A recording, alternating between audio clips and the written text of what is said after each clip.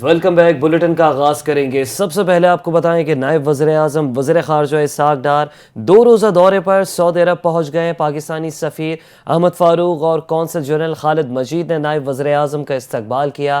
Ishaq Dar OIC وزیر خارجہ council کے 21ویں غیر معمولی اجلاس میں شرکت کریں گے۔ ترجمان دفتر خارجہ کے مطابق اجلاس آج جدہ میں OIC سیکریٹریٹ میں منعقد ہوگا۔ OIC اجلاس میں رکن ممالک کے وزراء خارجہ اور اعلیٰ حکام بھی شریک ہوں گے۔ اجلاس میں فلسطین کی بگڑتی صورتحال پر غور کیا جائے گا۔ فلسطینی عوام کے حقوق کی سنگین خلاف ورزیوں پر بھی بحث ہوگی۔ وفاقی وزیر داخلہ محسن نقوی سے ایرانی ہم منصب سکندر مومنی نے ٹیلی فونک رابطہ کیا، جس میں انہوں نے سیلاب کی تباہ کاریوں میں مدد کی پیشکش کی۔ ایرانی وزیر داخلہ نے پاکستان خصوصاً خیبر پختونخوا گلگت میں طوفانی بارشوں اور سیلاب سے قیمتی انسانی جانوں کے ضیاع پر دکھ اور تعزیت کا اظہار کیا۔ انہوں نے جاں بحق افراد کے خاندانوں سے دلی ہمدردی کا اظہار کرتے ہوئے صبر جمیل کی دعا کی اور سیلاب متاثرین کی مدد کے لیے تعاون کی پیشکش کی۔ سکندر مومنی کا کہنا تھا کہ پاکستان ہمارا برادر ہمسایہ ملک ہے، آزمائش کی اس گھڑی میں ہر طرح کی مدد کے لیے تیار ہیں۔ پاکستان میں سیلاب کی تباہ کاریاں دیکھ کر بہت افسوس ہوا، جس میں سینکڑوں افراد اپنے پیاروں سے بچھڑ گئے۔ ہم پاکستان کے عوام کے ساتھ شانہ بشانہ کھڑے ہیں۔ وفاقی وزیر داخلہ محسن نقوی نے سیلاب زدگان کے لیے مدد کی پیشکش اور اظہار یکجہتی پر ایرانی ہم منصب کا شکریہ ادا کیا۔ وزیر اعلیٰ پنجاب مریم نواز کے اعزاز میں تھائی لینڈ کے سابق وزیر اعظم اور ٹیلی کمیونیکیشن کے شعبے میں ممتاز کاروباری شخصیت تھکسان شیناوترا نے عشائیہ دیا، جس میں تھائی لینڈ کی کم عمر ترین پہلی خاتون سابق وزیر اعظم نے بھی شرکت کی۔ اس موقع پر تھائی لینڈ کے سابق وزیر اعظم اور ان کی صاحبزادی نے وزیر اعلیٰ پنجاب مریم نواز کا پرتپاک خیر مقدم کیا، جبکہ تھکسان شیناوترا نے پاکستان مسلم لیگ نون کے صدر اور سابق وزیر اعظم محمد نواز شریف کے لیے نیک تمنا و خیر سگالی کا پیغام دیا اور مریم نواز کے پنجاب کی ترقی کے ویژن اور اقدامات کو سراہا۔ تھکسان شیناوترا نے گفتگو کرتے ہوئے کہا کہ آپ اور آپ کے والد کی عوامی جدوجہد متاثر کن ہے۔ وزیر اعلیٰ مریم نواز نے تھائی لینڈ اور عوام کی ترقی کے لیے کاوشوں کو سراہا۔ وزیر اعلیٰ پنجاب نے کہا کہ جدت اور عوام کی خدمت پنجاب کی ترقی کا ویژن ہے۔ آپ کا تعاون اس کی رفتار بڑھا سکتا ہے۔ ٹیکسٹائل، زراعت، سیاحت اور ٹیکنالوجی کی تجارت اور سرمایہ کاری بڑھانا چاہتے ہیں۔ تھائی لینڈ کی کاروباری برادری مراز سے فائدہ اٹھائے۔ پنجاب سے علاقائی منڈیوں تک رسائی آسان ہے۔ پاکستانی انٹیلیجنس نے مقبوضہ کشمیر میں را کے مذموم مقاصد بے نقاب کرتے ہوئے آگاہ کیا ہے کہ مختلف مقامات پر غیر مقامی دہشت گردوں کی موجودگی کے ثبوت ملے ہیں، جو ممکنہ طور پر پاکستان اور کشمیریوں کے خلاف استعمال کیے جائیں گے۔ انٹیلیجنس نے بتایا کہ مقبوضہ کشمیر میں غیر مقامی دہشت گرد بدنام زمانہ را کی پشت پناہی میں سرگرم ہیں۔ غیر مقامی دہشت گرد قابض افواج کے اڈوں اور مورچوں کے پاس آزادانہ گھومتے پھرتے ہیں۔ یہ بھی بتایا کہ غیر مقامی دہشت گردوں کو قابض افواج کے ٹریننگ ایریاز کے قریب دیکھا گیا ہے۔ لائن آف کنٹرول کے ساتھ جنگلات میں بھی خفیہ تربیتی مراکز میں غیر مقامی دہشت گردوں کی سرگرمیوں کا انکشاف ہوا ہے۔ انٹیلیجنس ذرائع کے مطابق غیر مقامی دہشت گرد آپس میں پشتو اور دری زبانوں میں بات کرتے ہیں۔ قوی امکان ہے کہ یہ غیر ملکی کرائے کے قاتل ہیں۔ غیر ملکی دہشت گرد یا تو کشمیری مجاہدین کے خلاف استعمال ہوں گے یا پاکستان مخالف فالس فلیگ کیے جائیں گے۔ پاکستان نے مقبوضہ کشمیر میں را کی پاکستان اور کشمیر دشمن حرکات و سکنات پر مبنی خصوصی انٹیلیجنس رپورٹ عالمی برادری کے ساتھ شیئر کی۔ عالمی برادری سے مشکوک کیمپس اور مشکوک غیر ملکیوں پر سوال اٹھانے کا مطالبہ کیا ہے۔ کندھمال فسادات کو 17 سال مکمل ہو گئے جب BJP کی حکومت میں سینکڑوں عیسائیوں کو موت کے گھاٹ اتار دیا گیا تھا۔ 25 اگست 2008 کو ہندو انتہا پسندوں نے BJP کی زیر حکومت ریاست اڑیسہ کے ضلع کندھمال میں سینکڑوں عیسائیوں کو موت کے گھاٹ اتار دیا تھا۔ 4 دن تک جاری رہنے والے ان فسادات میں 600 عیسائی گاؤں اور 400 سے زائد چرچ نذر آتش کر دیے گئے تھے۔ فسادات کے نتیجے میں تقریباً 75,000 افراد بے گھر ہوئے۔ فسادات میں 100 سے زائد عیسائی خواتین اجتماعی زیادتی کا شکار ہوئی۔ درجنوں خاندانوں کو زندہ جلا دیا گیا تھا۔ رائٹرز کے مطابق انتہا پسند ہندوؤں نے جبراً ہزاروں عیسائیوں کو ہندو مذہب اپنانے پر مجبور بھی کیا۔ اکنامک ٹائمز کی رپورٹ میں انکشاف کیا کہ فسادات کی مرکزی کردار بجرنگ دل، راشٹریہ سوائم اور سیوک سنگھ اور وشوا ہندو پرشاد تھے۔ فرنٹ لائن کی رپورٹ میں بتایا گیا کہ فسادات کی ریاستی سرپرستی اور پولیس کے خاموش تماشائی کے کردار کی وجہ سے 50,000 عیسائیوں نے جنگلوں میں پناہ لے کر جان بچائی۔ ناگاؤں میں 40 انتہا پسندوں نے ایک عیسائی راہبہ کے ساتھ اجتماعی زیادتی کی اور بھارتی عدالت نے عدم ثبوتوں کی بنیاد پر سب کو رہا کر دیا۔ ہیومن رائٹس واچ، یورپی یونین اور امریکہ سمیت کئی ممالک نے ریاستی سرپرستی میں عیسائیوں کے قتل عام کی شدید مذمت کی۔ 17 برس گزرنے کے باوجود مودی سرکار سیاسی فوائد کے لیے ملزمان کو سزا دینے سے گریزا ہے۔ ہنگو کی تحصیل ٹل کے علاقے دوآبہ میں فیڈرل کانسٹیبلری کے قلعے پر حملے میں 3 اہلکار شہید اور 17 زخمی ہو گئے۔ ایس پی آپریشنز اسد زبیر کے مطابق دوآبہ کے علاقے تورا وڑی میں فیڈرل کانسٹیبلری قلعے پر حملہ کیا گیا۔ پولیس حکام کے مطابق دہشت گردوں کے حملے میں فیڈرل کانسٹیبلری کے 3 جوان شہید اور 17 زخمی ہوئے۔ ایس پی آپریشنز کا بتانا ہے کہ پولیس اور ایف سی کی بھرپور جوابی کارروائی میں دہشت گرد فرار ہو گئے۔ ایس پی اسد زبیر کا کہنا ہے کہ زخمی اہلکاروں کو دوآبہ اسپتال منتقل کر دیا گیا۔ افغانستان سے پردید کی جانب فتنہ الخوارج کے دہشت گردوں کی دراندازی کی کوشش کو پولیس اور سیکیورٹی فورسز نے کامیاب آپریشن کے دوران ناکام بنا دیا۔ فائرنگ کے تبادلے میں 5 دہشت گرد جہنم واصل کر دیے گئے جبکہ 1 شہری شہید، 8 پولیس اہلکار معمولی زخمی ہوئے۔ پولیس حکام کے مطابق فائرنگ کے دوران زخمی ہونے والے پولیس اہلکاروں کو فوری طور پر اسپتال منتقل کر دیا گیا جہاں ان کی حالت خطرے سے باہر بتائی جا رہی ہے۔ اس آپریشن میں پولیس اور سیکیورٹی فورسز کی بروقت کارروائی کو سراہا گیا ہے۔ پولیس کے اعلیٰ افسران اور جوانوں کے حوصلے بلند ہیں اور آئی جی پی پشاور ذوالفقار حمید نے کہا کہ پولیس کے اعلیٰ افسران جوانوں کے حوصلے بلند ہیں اور وطن کی حفاظت کے لیے ہر دم تیار ہیں۔ انہوں نے اس آپریشن کی کامیابی پر فورسز کی زبردست تعریف کی۔ شہید شہری یار محمد کی نماز جنازہ پولیس ہیڈ کوارٹر دیربالہ میں سرکاری اعزاز کے ساتھ ادا کر دی گئی۔ پولیس کے چاق و چوبند دستے نے شہید کو سلامی دی اور میت پر پھول چڑھائے۔ اس موقع پر ان کے درجات کی بلندی کے لیے خصوصی دعا بھی کی گئی۔ ڈی بی او سید محمد بلال نے شہید یار محمد کو قوم کا سچا ہیرو قرار دیتے ہوئے کہا، یار محمد نے اپنا آج قوم کے کل پر قربان کیا، ان کی قربانی ہمیشہ یاد رکھی جائے گی۔ آئی جی پنجاب ڈاکٹر عثمان انور کی ہدایت پر لاہور سمیت صوبے بھر میں ہفتہ وار جنرل پریڈ کا انعقاد کیا گیا۔ سینئر پولیس افسران نے پریڈ کا معائنہ کیا اور پریڈ کے دستوں نے سلامی پیش کی۔ سینئر افسران نے پریڈ میں حصہ لینے والے افسران جوانوں کا ٹرن آؤٹ بھی چیک کیا۔ جنرل پریڈ میں حصہ لینے والے اہلکاروں کے چاق و چوبند دستوں نے مارچ پاسٹ کیا۔ جنرل پریڈ میں خواتین اہلکاروں نے بھی حصہ لیا۔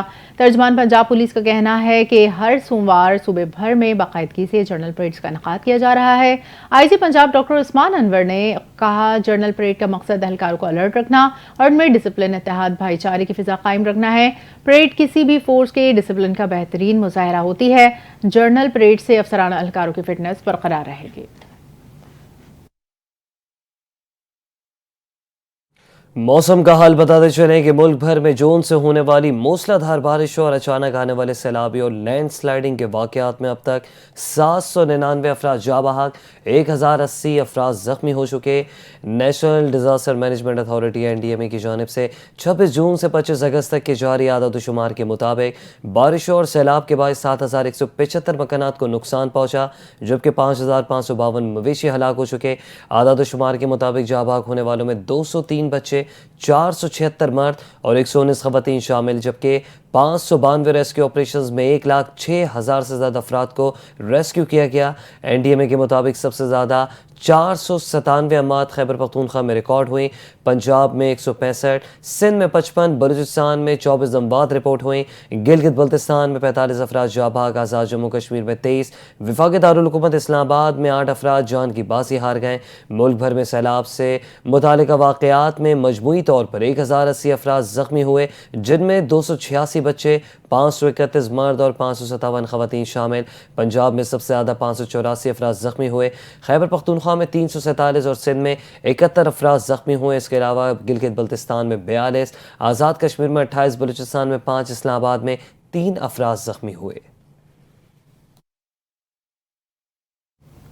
بھارت نے پاکستان سے سنتاس معاہدے کے تحت سیلاب کے معاملے پر رابطہ کر کے ممکنہ بڑے سیلاب سے آگاہ کر دیا۔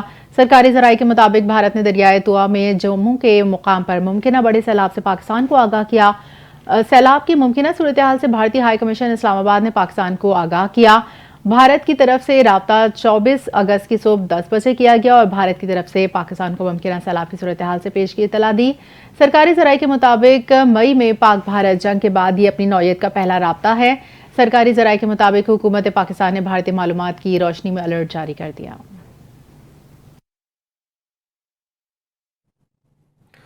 اور بھارت کی جانب سے پانی چھوڑنے کے بعد دریائے ستلج میں قصور کے گنڈا سنگھ والا کے مقام پر اونچے درجے کا سیلاب برقرار ہے۔ گنڈا سنگھ والا کے مقام پر سیلابی صورتحال کے باعث مزید کئی نشیبی علاقے ڈوب گئے، جبکہ ہزاروں ایکڑ پر کھڑی فصلیں بھی تباہ ہو گئیں۔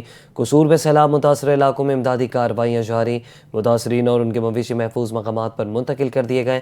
برے والا میں ساہوکا اور ملکہ آبادیاں بھی زیر آب آ گئی، مقامی لوگ پانی میں گر گئے، ہزاروں ایکڑ پر کھڑی فصلیں بھی ڈوب گئیں۔ ساہوکا چشتیاں روڈ میں شگاف پڑنے سے سینکڑوں دیہاتوں کا زمینی رابطہ منقطع ہو گیا۔ بھاولپور کے سیلاب سے متاثرہ علاقوں سے متاثرین کا انخلا جاری۔ بھاول نگر میں دریائے ستلج میں درمیانے درجے کے سیلاب سے کپاس، چاول اور تل کی فصلیں اور آبادیاں زیر آب آ گئیں۔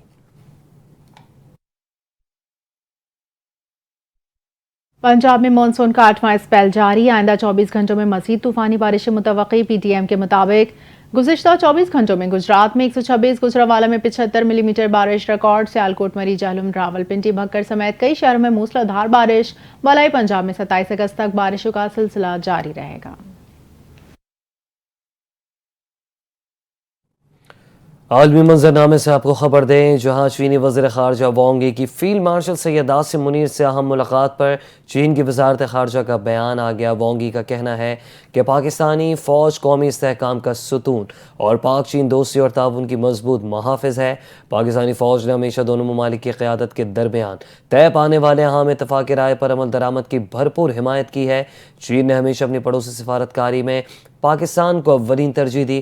وقت کے کڑے امتحانات کے باوجود پاک چین تعلقات مزید مضبوط ہوئے۔ دونوں ممالک ایک مضبوط روایتی دوستی قائم کر چکے ہیں۔ چینی وزیر خارجہ نے مزید کہا کہ چین پاکستان کی علاقائی سالمیت اور قومی سلامتی کے تحفظ میں بھرپور تعاون جاری رکھے گا۔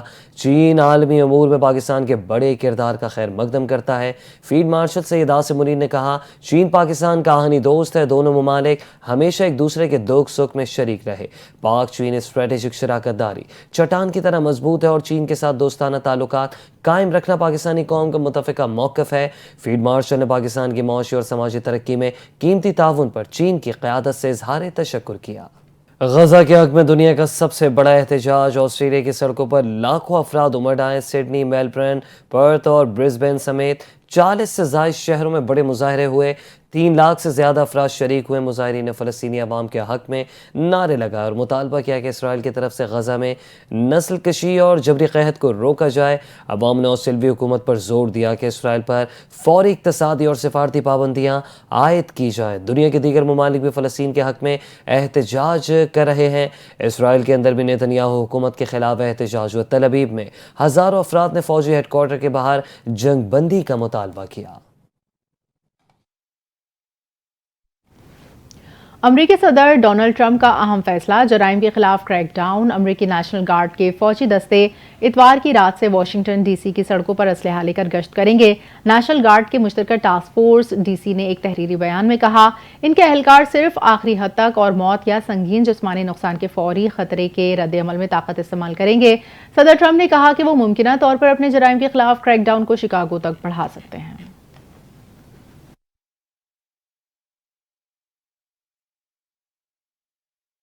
پاکستان کرکٹ بورڈ نے ٹیم کے کپتان کے حوالے سے حال ہی میں گردش کرنے والی خبروں پر رد عمل دے دیا۔ پی سی بی نے ون ڈے میں محمد رضوان کی جگہ سلمان علی آغا اور ٹیسٹ میچوں میں شان مسعود کی جگہ سعود شکیل کو قیادت سونپنے کی خبروں کی سختی سے تردید کی ہے۔ پی سی بی کے مطابق تاحال تو سلیکشن کمیٹی کے اجلاس میں ایسا کوئی معاملہ زیر غور آیا ہے اور نہ ہی کسی کھلاڑی کے کانٹریکٹ کی کیٹیگری میں کوئی تبدیلی کی گئی۔ ذرائع کے مطابق پی سی بی نے اس حوالے سے تمام تر خبروں کو بے بنیاد قرار دیا۔ خیال رہے کہ اس سے قبل خبر سامنے آئی تھی کہ Pakistan cricket board one day کے لیے محمد رضوان کی جگہ سلمان علی آغا، ٹیسٹ میچوں میں شان مسعود کی جگہ سعود شکیل کو سینٹرل کانٹریکٹ میں ایک کیٹیگری دے کر کپتان بنانے پر غور کر رہا ہے۔ آئی سی سی ویمنز کرکٹ ورلڈ کپ کے لیے 15 رکنی پاکستان اسکواڈ کا اعلان کر دیا۔ فاطمہ ثنا پہلی مرتبہ ون ڈے ورلڈ کپ میں قومی ٹیم کی کپتانی کریں گی۔ قومی ویمن ٹیم کا 15 رکنی اسکواڈ جنوبی افریقہ سے 3 ون ڈے انٹرنیشنل کھیلے گا۔ Women's cricket world cup Bharat Sri Lanka میں 30 ستمبر سے 2 نومبر تک شیڈیول ہے۔ پاکستان کے تمام میچ سری لنکا میں ہوں گے۔